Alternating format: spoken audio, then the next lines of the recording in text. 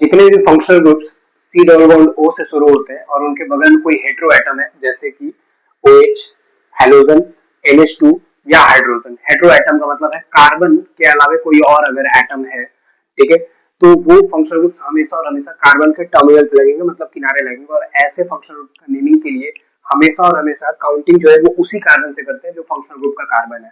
That carbon should be always one, और किसी को प्रायोरिटी नहीं देनी है, भले चेन में कुछ और तुम्हें दिखाई दे, फर्क नहीं पड़ता। That carbon should be one, और चेन को लॉन्गेस्ट करते हुए तुम काउंटिंग करते हुए जाओगे, जो चेन से बाहर छूटेगा छूटने दो, that is considered as substituent, ठीक है। और हम इसका नेमिंग बहुत आसानी से लिख सकते हैं। जैसे सबसे पहले रूल के अकॉर्डिंग सबसे पहले हम सब्स्टिट्यूएंट लिखते हैं। ये सब्स्टिट्यूएंट तीसरे कार्बन पे है और तुम सब लोग जानते हो ये जो सब्स्टिट्यूएंट है वो मिथाइल है, एक कार्बन है, and that should be written as 3 methyl, 3 methyl. और जो कार्बन का चेन है वो कार्बन का चेन जो है वो 4 कार्बन का है, और 4 कार्बन के लिए हम यूज वर्ड करते हैं ब्यूटेन, ब्यूटेन, ब्यूटेन। और उसके बाद तुम्हें देखना है तुम्हारा फंक्शनल ग्रुप कौन सा है। अगर वो कार्बोक्सिलिक एसिड है तो उसका तुम्हें सफिक्स लिखना पड़ेगा। कार्बोक्सिलिक एसिड है तो आएगा ओइक एसिड। अगर हालाइड है, एसिड हालाइड है, तो उसका जो सफिक्स आएगा दैट इज ओआइल हालाइड। अगर वो अमाइड है तो उसका सफिक्स अमाइड आएगा, और अगर वो एल्डिहाइड है तो उसका सफिक्स एल आएगा। तो अगर मेरे पास ये कार्बोक्सिलिक एसिड है तो मैं लिखूंगा ओइक एसिड। अगर यही अमाइड है तो अमाइड लिखूंगा, एल्डिहाइड है तो एल लिखूंगा। अगर हम ऐसे फंक्शनल ग्रुप की बात करें जो कि C double bond O contain नहीं करता, ठीक है, और सी डबल बॉन्ड ओ के बगल में भी कार्बन हमें दिखाई दे, जैसे कीटोन है, कीटोन के सी डबल बॉन्ड ओ के बगल में भी हमें कार्बन नजर आ रहा है, कार्बन नजर आ रहा है, या सी डबल बॉन्ड ओ के बगल में ओ तो दिख रहा है लेकिन उसके बगल में वापस से कार्बन दिखाई दे रहा है। तो ऐसे फंक्शनल ग्रुप के नेमिंग के लिए थोड़ा सा हमें अवेयर रहना पड़ेगा। जैसे कि अगर मुझे सी डबल बॉन्ड ओ के बगल में ओ दिखाई दे रहा है, ठीक, इसका मतलब ये एस्टर है, और एस्टर के नेमिंग के लिए जैसा कि मैंने यहाँ लिख रखा है इसका नाम एल्काइल अल्कानोएट से लिखेंगे। क्या है एल्काइल पार्ट? एल्काइल पार्ट वो कार्बन का नंबर है जो ऑक्सीजन के साथ जुड़ा हो। तो एस्टर पहचानना बहुत आसान है। सी डबल बॉन्ड ओ दिख जाए तुम्हें कभी चेन में, उसके बगल में अगर ऑक्सीजन दिख जाए और ऑक्सीजन के बगल में वापस से अगर कार्बन दिख जाए तो वो एक एस्टर है। और एस्टर के लिए ऑक्सीजन के साथ जो कार्बन है उसका नेमिंग सबसे पहले करते हैं, सबसे पहले। तो ऑक्सीजन के साथ जो कार्बन है वो केवल एक कार्बन है, वो आएगा एल्काइल वाले पार्ट में। मतलब जब मैं इसका नाम लिखूंगा तो मैं इसका नाम लिखूंगा पहले, दैट इज मिथाइल, वो कार्बन जो ऑक्सीजन के साथ जुड़ा हुआ है। और उसके बाद जो एल्कानोएट वाला पार्ट है वो सी डबल बॉन्ड वाला पार्ट आएगा, जिसका काउंटिंग हम लोग बिल्कुल वैसे ही करेंगे जैसा कि अभी हमने सीखा कि काउंटिंग में सी डबल बॉन्ड के कार्बन को हम सबसे पहला प्रायोरिटी देते हैं। और ये पूरा पोर्शन जो है, ये पूरा पोर्शन आएगा एल्कानोएट वाले पार्ट में। मतलब अगर मेरे पास 3 कार्बन है तो मैं लिखूंगा प्रोपेन और एंड कर दूंगा O8 से, O8 से। ऐसा ही कुछ हम कीटोन के साथ भी करेंगे, लेकिन कीटोन के केस में कोई हेटेरो एटम नहीं है सी डबल बॉन्ड के बगल में, सारे के सारे कार्बन है। तो हम काउंटिंग वहां से करेंगे जहां पे सी डबल बॉन्ड वाला कार्बन नजदीक हो। हम हमेशा वहां से काउंट करते हैं जहां से सी डबल बॉन्ड वाला कार्बन शुरू होता है, but only in case of ketone हमें वहां से काउंट करना है जहां से ये नजदीक हो। और इसी वजह से ये कार्बन को हमें 1 लिखना होगा, ये कार्बन को 2 लिखना होगा, ये कार्बन को 3 लिखना होगा, और ये कार्बन को 4 लिखना होगा। 4 कार्बन का ketone, 4 carbon is again you can write butane, butane. लेकिन तुम्हें ये बताना पड़ेगा कि ये सी डबल बॉन्ड ओ जो है वो किस नंबर पे है। ये C double bond O second carbon पे है, इसलिए हम यहाँ पे 2 लिखेंगे। और कीटोन का सफिक्स हम यहाँ पे देख सकते हैं कि कीटोन का सफिक्स ओन है, तो हम इसके नाम के आखिरी में ओन लिख देंगे, ठीक है। और अब हम कुछ ऐसे फंक्शनल ग्रुप्स की बात करेंगे जिसमें कार्बन नहीं होते। 7 ऐसे फंक्शनल ग्रुप हैं जिसमें कार्बन होते हैं, और 2 ऐसे फंक्शनल ग्रुप हैं जिसमें कार्बन नहीं होते। For example alcohol and amine. ऐसे फंक्शनल ग्रुप को भी हम प्रायोरिटी देते हैं, लेकिन हम काउंटिंग वहां से नहीं करते जहां पे वो जुड़े होते हैं। ऐसे केसेस में ऐसे फंक्शनल ग्रुप जो कार्बन कंटेन नहीं करते हम वहां से काउंट करते हैं जहां से वो नजदीक हो, ठीक है। इस केस में भी हमें एल्कीन एल्काइन किसी को प्रेफरेंस नहीं देना है, हमें उसको प्रेफरेंस देना है OH और NH2, अल्कोहल और अमाइन जहां से नजदीक हो। तो अगर मैं इस काउंटिंग की बात करूं तो ये नजदीक इधर से आएंगे, तो मैं इसका नाम पहले लिखूंगा। और 4 कार्बन का चेन है इसलिए मैं लिखूंगा ब्यूटेन, और फिर इसका पोजीशन बिल्कुल वैसे ही बताऊंगा जैसे अभी थोड़ी देर पहले मैंने कीटोन के लिए बताया कि इनका पोजीशन है कहां पे।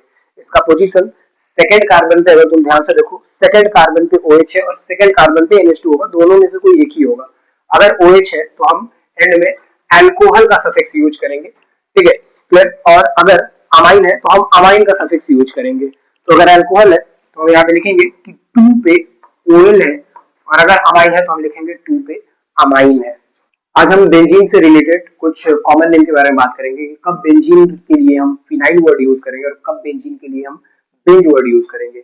जैसे अगर मुझे बेंजीन रिंग दिखाई दे कभी भी, और बेंजीन रिंग जो है वो डायरेक्टली किसी फंक्शनल ग्रुप से जुड़ा हो, तो दो केसेस हो सकते हैं, या तो उस फंक्शनल ग्रुप में कार्बन होगा या तो उस फंक्शनल ग्रुप में कार्बन नहीं होगा।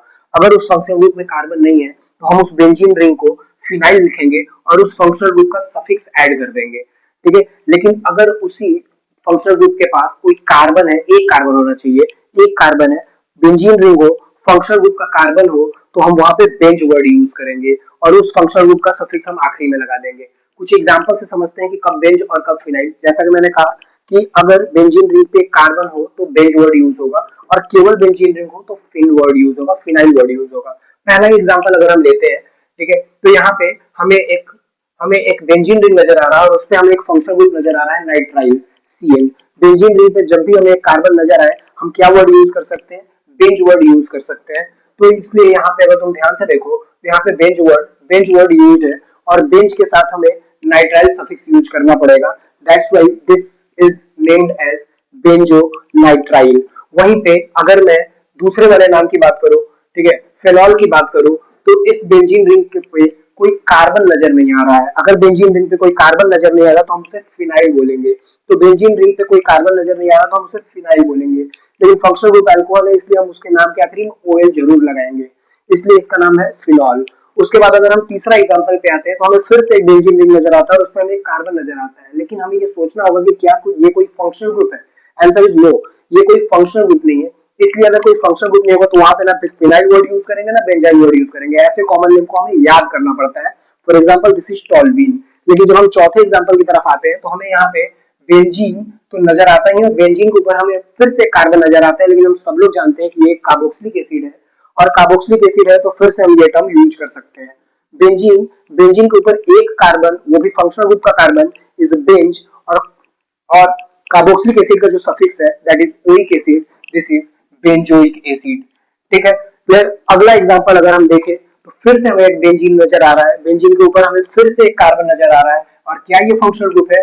हाँ, ये फंक्शनल ग्रुप है, दिस इज एल्डिहाइड, ठीक। और अगर बेंजीन के ऊपर हमें कार्बन नजर आता है तो that is again Benz, and aldehyde and with aldehyde. Common name में एल्डिहाइड का सफिक्स एल नहीं, पूरा का पूरा एल्डिहाइड टर्म यूज किया जाता है कॉमन नेम में।